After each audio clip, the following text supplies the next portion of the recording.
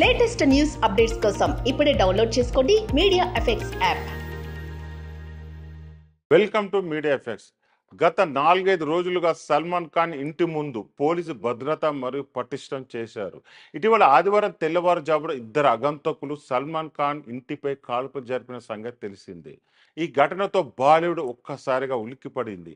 సల్మాన్ ఇంటి దాడి ఘటనపై విచారణ వేగవంతం చేసిన ముంబై పోలీసులు ఇప్పటికే ఇద్దరు నిందితులను అదుపులోకి తీసుకొని విచారిస్తున్నారు. సల్మాన్ ఖాన్ ఎలాగైనా చంపేస్తామని, ఇప్పుడు కాల్పులు జరిపింది కూడా తామే అంటూ బిష్నోయ్ గ్యాంగ్ ప్రకటించింది. దీంతో సల్మాన్ ఖాన్ మరింత భద్రత పెంచారు. గతంలో కృష్ణ జింకలను వేటాడినందుకు గాను సల్మాన్ పై బిష్నోయ్ గ్యాంగ్ ఈ స్థాయిలో టార్గెట్ చేసింది. అయితే వివాదాల్లో చిక్కుకోవడం సల్మాన్కు కొత్తేమి కాదు. గతంలో 2002 సెప్టెంబర్ 28న ముంబైలోని బాద్రాలో హిట్ అండ్ రన్ కేసులో ప్రధాన నిందితుడుగా ఉన్నాడు. అతనికి చెందిన Toyota land cruiser car bakery సమీపంలో నిద్రిస్తున్న వ్యక్తులపైకి దూసుకెళ్లింది. ఈ ఘటనలో ఒకరు మృతి చెందగా పలువురు గాయపడ్డారు. ఈ కేసులో బాలీవుడ్ స్టార్ హీరో సల్మాన్ ఖాన్ నిందితుడుగా ఉన్నాడు. నిజానికి ఈ కేసులో తన హస్తం లేదని వాదించాడు. తాను వెనక కూర్చున్నానని, డ్రైవరే కారు నడుపుతున్నాడని పేర్కొన్నారు. ఈ ఘటన జరిగిన ప్రదేశం ఇప్పటికీ తనను వెంటాడుతుందని అన్నారు సల్మాన్.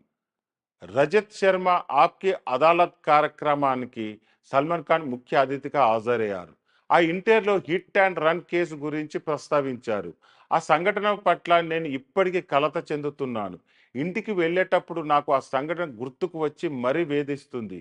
సంఘటన జరిగిన ప్రదేశంలో నేను కుడివైపుకు తిరిగిన ప్రతిసారి నొప్పి, ఆందోళన కలుగుతుంది. ఇంత దారుణమైన సంఘటన మరొకటి జరగదు. డ్రైవర్ కారు నడుపుతున్నాడు, కమల్ నేను వెనుక కూర్చున్నాము. రోడ్డు మీద రాయి ఉండడంతో డ్రైవర్ సడన్ గా బ్రేక్ వేశాడు. దీంతో మా కారు స్కిడ్ అయింది అంటూ గుర్తు చేసుకున్నారు. అప్పుడు కారు 180 to 200 కిలోమీటర్స్ వేగంతో ప్రయాణిస్తుందని ఘటన జరిగిన ప్రదేశంలోని స్థానికులు అప్పట్లో వాదించారు. హిట్ అండ్ రన్ కేసు ఘటన అప్పట్లో పెద్ద సంచలనం రేపింది. అయితే ఇప్పుడు సల్మాన్ ఖాన్ ఇంటిపై కాల్పులు జరగడంతో మరోసారి సల్మాన్ పాత ఇంటర్వ్యూ వీడియో నెట్టింట వైరల్ అవుతుంది.